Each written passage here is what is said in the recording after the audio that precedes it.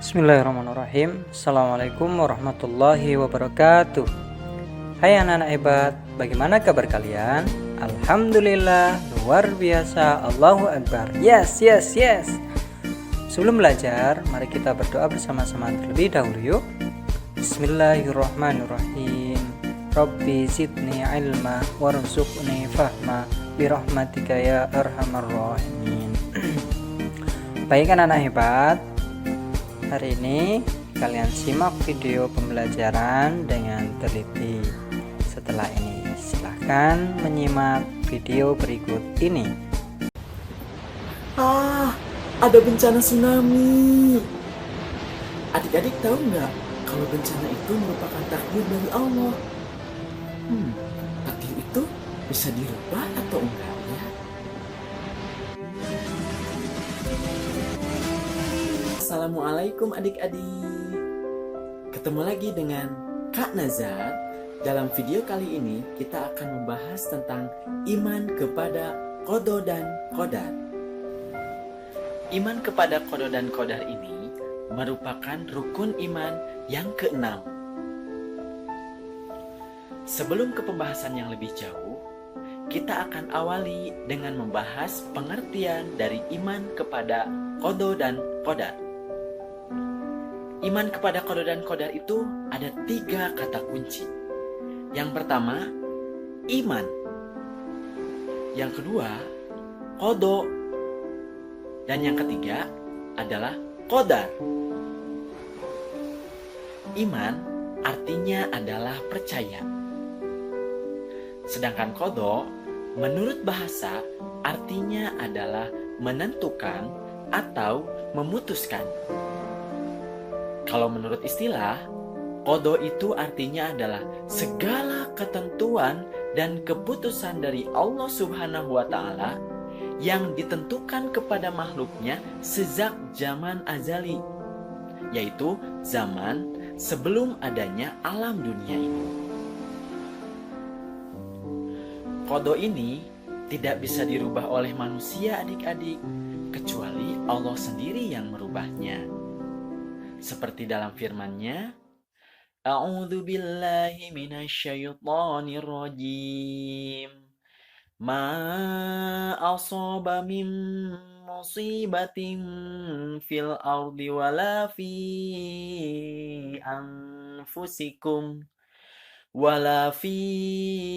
anfusikum illa fi kitabim min qabli an nabra'aha.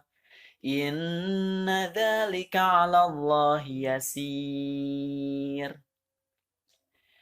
Yang artinya, setiap bencana yang menimpa di bumi dan yang menimpa dirimu sendiri, semuanya telah tertulis dalam kitab Lauhul Mahfuz sebelum kami mewujudkannya.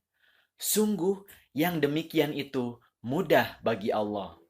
Quran Surat Al-Hadid ayat 22. Adapun pengertian qadar secara bahasa artinya adalah memberikan kadar, aturan, atau ketentuan. Secara istilah, qadar atau takdir ini adalah segala ketentuan atau keputusan dari Allah yang telah berlaku kepada semua makhluknya. Namun, berbeda dengan qada adik-adik, qadar ini bisa dirubah oleh usaha atau ikhtiar manusia untuk memenuhi kebutuhan hidupnya. Sebagaimana dalam firman-Nya, A'udzu billahi minasyaitonir rajim. Innallaha la yughayyiru ma biqaumin hatta yughayyiru ma bi anfusihim. Wa idza aradallahu biqaumin su'an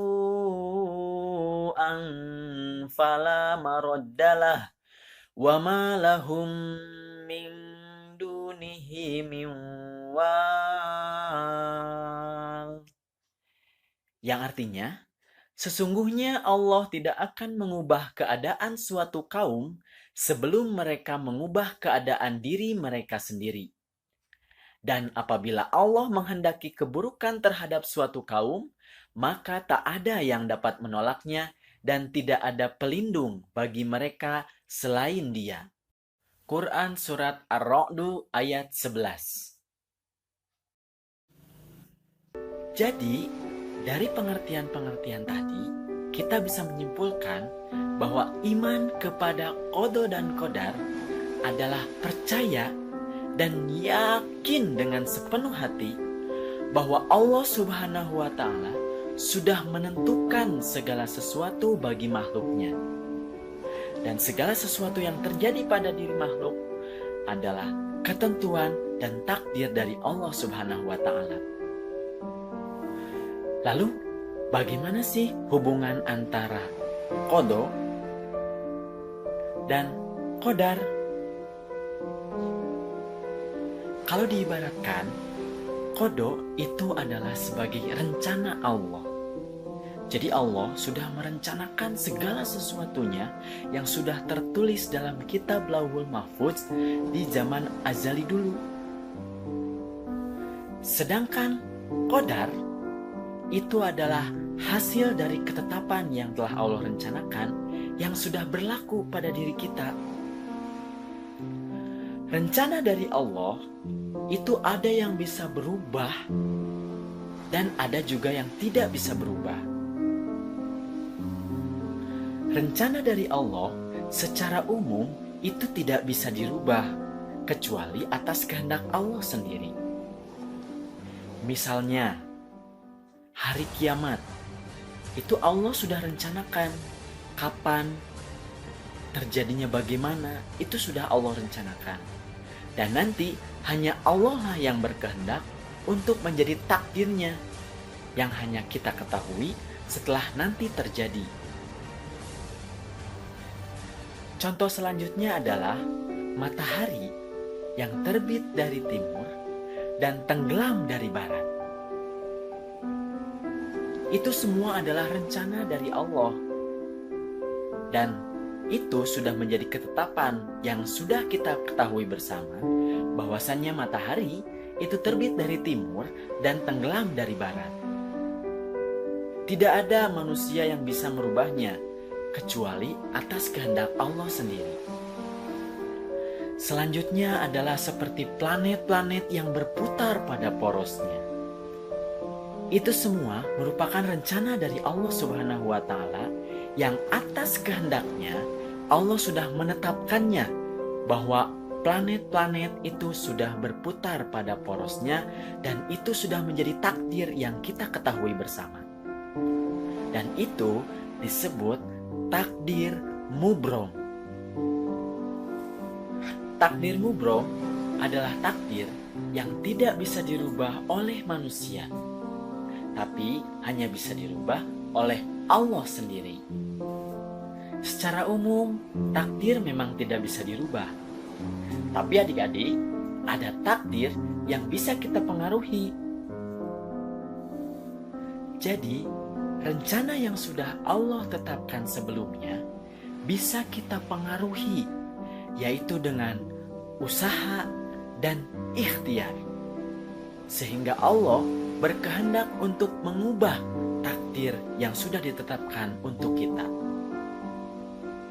Itu namanya adalah takdir mu'allaq, yaitu takdir atau ketetapan yang bisa dirubah oleh manusia sendiri, tentu semuanya atas kehendak dari Allah Subhanahu wa Ta'ala.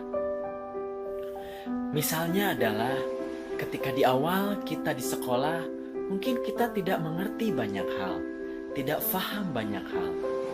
Tapi karena kita berusaha secara terus-menerus, kemudian berikhtiar untuk terus belajar dan juga berdoa kepada Allah, insya Allah, Allah nanti akan merubah hasilnya menjadikan kita sebagai orang yang cerdas dan juga bisa menjadi juara kelas.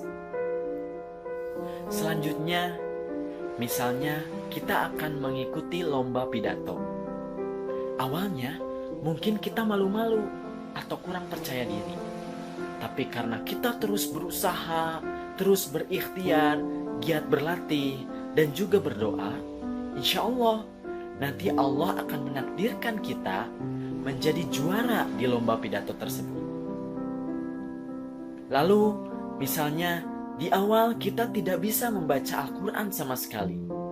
Tapi karena kita terus berusaha dan giat berlatih ya untuk bisa membaca Al-Quran dan terus berdoa kepada Allah, insya Allah nanti Allah akan menghendaki kita bisa menjadi orang yang pandai untuk membaca Al-Quran. Lalu, apa sih hikmahnya jika kita beriman kepada qada dan qadar? Yang pertama, kita akan semakin meyakini bahwa semua yang terjadi di dunia ini itu tidak terlepas dari takdir Allah Subhanahu wa Ta'ala. Dan yakinlah bahwa apa yang terjadi pada diri kita itu adalah yang terbaik untuk kita. Yang kedua, dengan beriman kepada qada dan qadar, maka kita akan lebih termotivasi lagi untuk senantiasa berikhtiar atau berusaha lebih giat lagi dalam mengejar cita-cita kita. Yang ketiga, jika kita beriman kepada qada dan qadar, maka itu akan meningkatkan keyakinan kita akan pentingnya dari peran doa bagi keberhasilan usaha yang sudah kita jalani selama ini. Yang keempat, jika kita beriman kepada qada dan qadar, maka akan meningkatkan optimisme kita atau kepercayaan diri kita untuk meraih masa depan. Tentunya dengan ikhtiar yang sungguh-sungguh. Yang kelima, jika kita beriman kepada qada dan qadar, maka itu akan meningkatkan kekebalan jiwa kita atau menguatkan mental kita untuk menghadapi tantangan-tantangan dalam usaha yang kita jalani. Sehingga kita tidak mudah berputus asa ketika mengalami kegagalan. Jadi adik-adik, perilaku seseorang yang mencerminkan beriman kepada qada dan qadar diantaranya, 1, dia akan terhindar dari sifat sombong ketika dia berhasil dan juga tidak akan berputus asa jika dia gagal.